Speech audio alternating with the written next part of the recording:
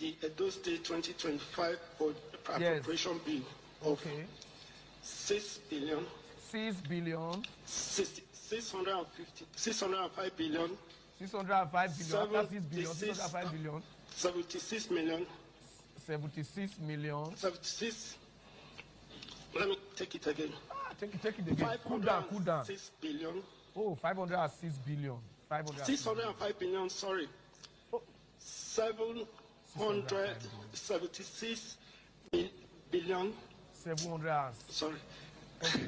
That means sorry, even did the money. Sorry, did the money. Now he talks. It's confusing him.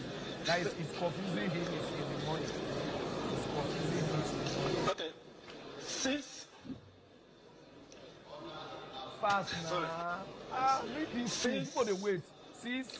Order the house, please. Mr. Speaker must be held in silence, please. Yes. Hello. 605 billion. 605 billion. And details of the budget. And details of the budget. I can billions now. I can billions. They end your money when you want to use for budget.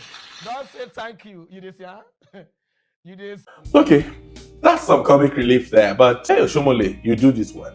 Sadly, this is the reality we're going to be living with in the next 4 to 8 years. You would think that the election that was marked with irregularities, and it was obvious, you think that the tribunal will upturn his victory, nothing will happen. Despite the overwhelming evidence, nothing is going to happen because it is obvious that the APC own the courts. It is obvious that they are doing the bidding of the government in power. Adams Oshomole, we remember how Adams Oshomole condemned the late Tony Aneni, and he fought against godfatherism, and the people of Edo supported Adams Oshomole. Today, Adams Oshomole has become that godfather that he once detested. And having installed Godwin Obaseki, who would later turn against him, he realized that it was better for him to get someone whom they can really manipulate, and they are really winning here. How do you explain that a governor does not know his figures? How do you explain to the world that this guy does not understand the figures? And how can he translate these figures to public finance? And how can these translate into good governance to the people of Edo? This explains why this man was avoiding debates and anything that had to do with public appearance or engagements where he's going to be asked about his plans for the people of Edo State. It is obvious that Edo is under siege. Edo once chanted Edo no be Lagos, but it is obvious that Edo is even worse than Lagos today. All thanks to the APC, Bola Ahmed Tinubu, and Adams Oshomole. One thing I can show you is this. Do you want Edo back? Yeah! As the President of the Federal Republic of Nigeria, I will give Edo back to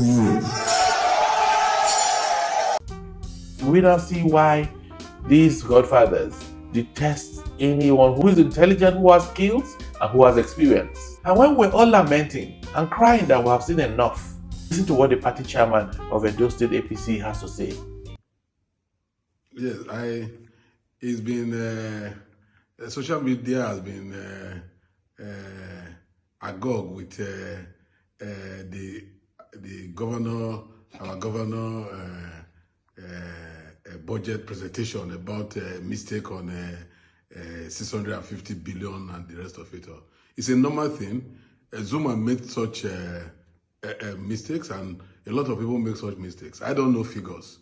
You see, that is how to know original and innocent people. Obaseki will not make such mistakes because he has stolen billions before. Aswa Ighodalo will not make such mistakes because he has stolen billions before. Monday is not a thief, so he's not familiar with figures. So anybody who wants to talk and continue to talk is nonsense. He's the governor of the state, and he's the governor of the state. He's performing, and he's performing, and he'll continue to perform. And anybody who does not like his face should go to hell and burn to ashes. Period. And thank you. That was harsh if you ask me. And it is respectful that the party chairman would ask Edo people to go to hell. That the governor does not know figures because he hasn't stolen money. Really? Wow. If the governor does not understand figures, how then does he budget for the people of the state? How then does he budget for the resources as well as the services? And how can he translate these figures into good governance to the people of Edo State? This is what APC has made every one of us become. We have become foolish people. We have become those they can manipulate, and this is where we found ourselves today. You now wonder why intelligent people are not valued in our country, and this is why we're losing intelligent, skillful, and experienced people. Daily, people are leaving Nigeria because Nigeria will happen to you if you possess any iota of brain, any element that shows that you know how to translate what is upstairs into results.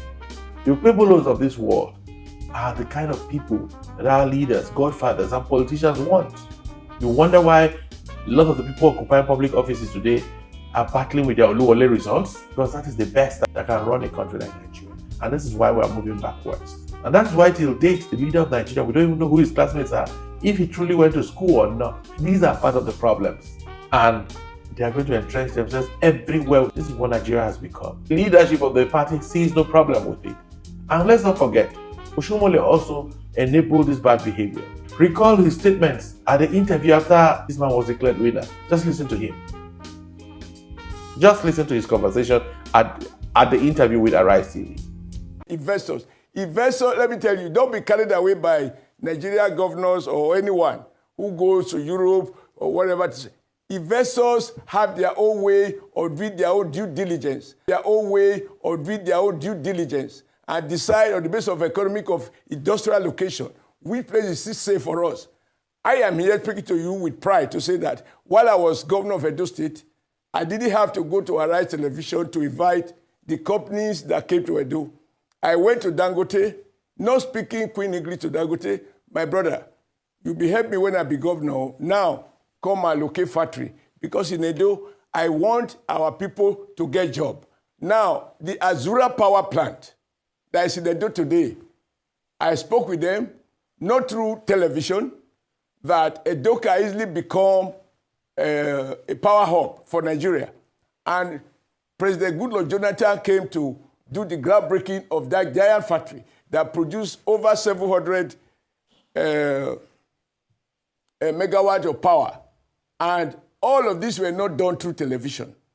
No real investor will take you for what you say. Oshomole said he does not need to speak English to get investors in. But if you don't speak English and you don't understand your figures, how then do you translate the figures into results? How then do you even convince people to come and invest in your economy?